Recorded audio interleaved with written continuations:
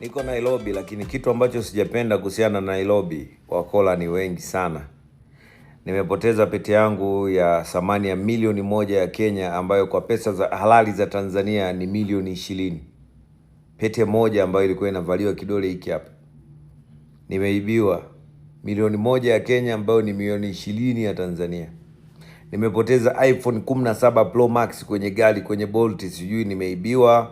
Bolt anapigiwa simu anasema, "Oh, mimi baada ya kuatua nyinyi nilimbeba mzungu." Oh my God. Nimepoteza pete ya milioni 20, milioni 1 ya Kenya. Nimepoteza simu. Alafu kibaya zaidi, nilienda juzi kati hapo, nilikuwa nataka niende kuweka meno yangu sawa.